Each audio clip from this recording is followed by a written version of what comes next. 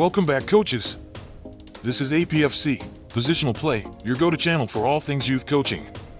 In today's video, we have an incredibly valuable topic to discuss, for drills to improve your team performance against a low block team. We all know how frustrating it can be when the opposing team parks the bus and shuts down those inside spaces, making it difficult to break through. But fear not, because we've got you covered. In this video, we'll dive deep into the intricacies of facing a low block team and provide 4 drills to enhance your team's performance in such situations. So, let's get started and disorganize that stubborn defense. First, we'll explore the opposing team's intentions and how they aim to close those inside spaces. Understanding their strategies is crucial in finding the right approach to dismantle their defensive wall. Next, we'll reveal our secrets on attracting the inside defenders to go outside. We'll break down techniques, including moving from low to high, implementing pass and move sequences, and exploiting the inside gaps. But that's not all. We'll also guide you through the art of attracting defenders out wide to create opportunities to finish or switch the field. You'll learn about outside overloads, the 3 key positions to focus on: fullback, attacking midfielder, and winger, and the essential rotations and counter movements to keep the defense on their toes. Moreover, we'll emphasize the significance of a well-coordinated switch of fields. Our drills will demonstrate how central midfielders can prevent and execute effective switches while the forward becomes the 4th element of the triangle. So, if you're ready to take your team's performance to the next level when facing a low block team, join us in this video as we unpack these essential drills. Get ready to outsmart your opponents and create scoring opportunities like never before. Let's revolutionize your coaching abilities together with APFC. Let's dive in. When confronted with a low block team, their primary intention is to close down the inside spaces, effectively cutting off passing lanes for our players and compacting their defensive formation. This strategic approach aims to restrict the effectiveness of our players operating between the lines. As a result, breaking down their defensive organization becomes an arduous task, given the limited space and time available to us. Our players must exhibit exceptional precision and composure within this confined environment. Finding even the tiniest opening on the field to create scoring opportunities can feel insurmountable. However, fear not. Within this script, we shall uncover the essential keys to disorganizing the opposing team's steadfast defense. So, let's embark on this journey of tactical mastery and discover the path to dismantling the opposition. Our primary principle is constantly moving the ball to disorganize the opposing team and create space effectively.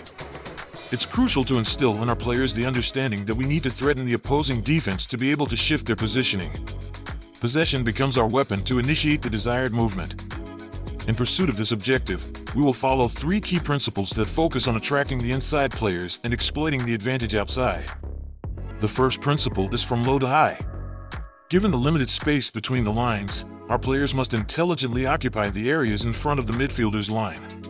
By doing so, they create new spaces for their teammates or advance into the vacant space between the lines when a player in a higher position receives the ball. Next, we employ the power of pass and move sequences. Utilizing wall passes and implementing third-man actions, our players can entice the opposing players to commit and occupy the crucial space behind them. This strategic movement from the back players helps us penetrate the defensive structure. Lastly, we employ the tactic of threatening the inside gaps. Here, we emphasize the importance of attacking and occupying the gaps between the opposing players. By doing so, we force the opposing team to readjust their defensive shape to counter our threat, allowing new spaces. Targeting these gaps often attracts multiple defenders. Incorporating these key principles into our gameplay disorganizes the opposing team and creates the necessary space to exploit their defensive structure. By constantly threatening and engaging the inside spaces, we force our opponents to react, inadvertently creating opportunities for our team. So, coaches, remember to prioritize movement, utilize pass and move sequences, and consistently threaten the inside gaps. By doing so, we'll be one step closer to unlocking the low block defense and achieving our desired results on the field. Continuing with our strategy of attracting the opposing team to one space in order to unlock another, we now delve into the principle of attracting out to finish or switch the field. To execute this, we identify 3 key positions that our players must occupy. Each position contributes to the creation of an offensive triangle, which typically provides us with a numerical advantage or compels the opposing team to shift their focus to the outside spaces. The first key position is located in front of the midfielder's line, specifically in the half space. By positioning a player here, we force the opposing team to close down this area and narrow their defensive shape. The second key position is in the wide area, If the opposing team is attracted to the center channel, this player becomes the ideal option to receive the ball. Once in possession, they can play off the back of the fullback if the ball attracts their attention or engage in a 2 versus 2 situation against the defenders. The third key position is occupied by the player between the lines, positioned centrally. This player plays a crucial role in attracting opposing players. They can receive the ball and directly face the backline if the midfielders do not block their passing lane. If the fullback marks them, it creates an opportunity for the player in the wide area to face the backline. The wide area player can also make forward runs to take advantage of the space created by the fullback moving out of position. Occupying these key positions are the fullback, advanced midfielder, and winger. It is essential that these players consistently utilize the pass and move sequence when positioning themselves. By doing so, they constantly disrupt the marking patterns of the opposing team, making it challenging for them to track and defend effectively. Furthermore, we observe a rotation between these players, adding an additional layer of complexity for the opposing team to mark. The rotation forces them to switch their references and positions, providing our players with an opportunity to receive the ball in advantageous positions. Within this triangular relationship, the understanding and execution of movement and counter-movement are crucial. The player closest to the ball must make movements to receive the ball or create new spaces for the possessor.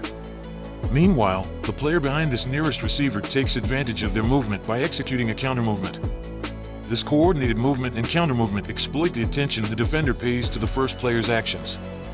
In these scenarios, the center midfielder and the striker play pivotal roles. If the opposing team's midfielders or center backs shift their focus to the outside spaces, these players can provide support to the wide area players through third-man actions or wall passes. They become the fourth element of the outside triangle.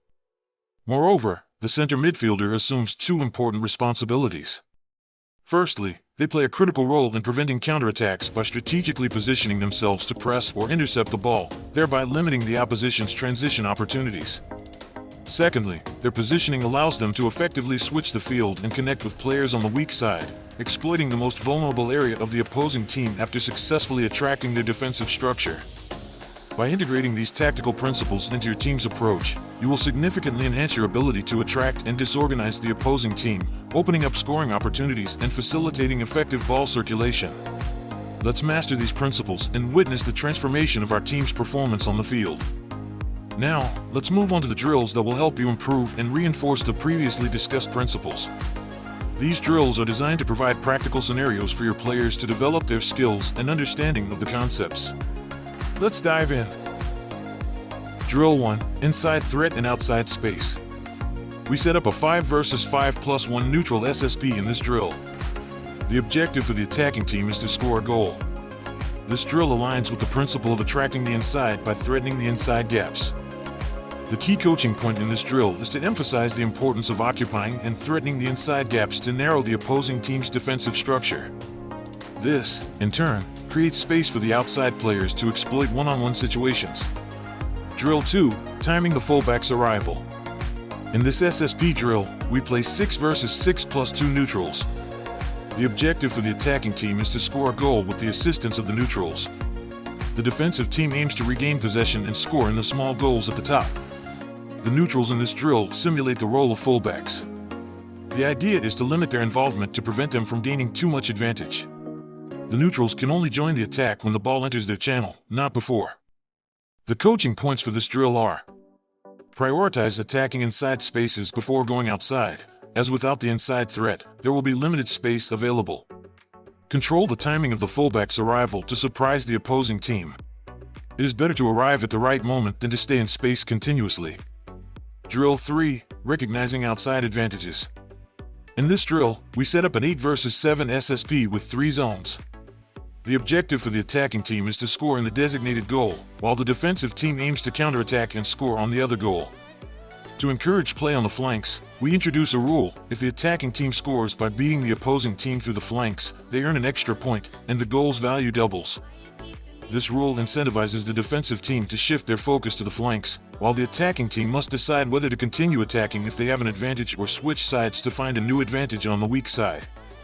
The coaching points for this drill are: utilize the pass and move sequence and outside rotations to disorganize the opposing team. The center midfielder, CM, and striker, ST, play crucial roles in supporting the attack when the opposing team shifts to the outside spaces. Use them only after attracting the defense, not before. Drill 4. Unlocking the low block. In this conditioned game, we set up a 9 versus 9 plus 1 neutral situation. The attacking team's objective is to score after breaking through the low block, while the defensive team aims to regain possession and score on the other goal. This drill provides a slight advantage to the attacking team in the initial zone, playing a 2 versus 1 situation, and includes a neutral player who provides an extra presence in the midfield zone. Throughout the game, players must follow the previously discussed principles while being aware of when to switch the field using the center midfielder or center backs.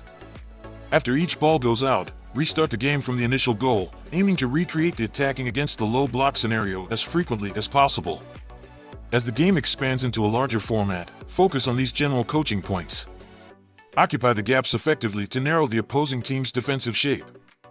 After attracting the defense inward, exploit the outside spaces using the outer triangle. If the opposing team shifts, quickly switch the play to take advantage of the exposed areas. By incorporating these drills into your training sessions, your players will gain valuable experience and understanding of the principles discussed, enhancing their ability to implement these strategies effectively on the field. As we wrap up this video, we hope you've gained valuable insights into improving your team's performance against a low block defense. Remember, coaching is an ongoing journey of growth and learning, and we're here to support you every step of the way. If you found this video helpful and want to see more content dedicated to enhancing your coaching abilities, don't forget to hit that like button and share it with your fellow coaches. Subscribe to the APFC YouTube channel and turn on notifications so you never miss an update. Together, let's create a community of passionate and dedicated youth coaches, sharing knowledge, experiences, and strategies to take our teams to new heights. Thank you for watching, and we'll see you in the next video. Keep inspiring and shaping the future of the game.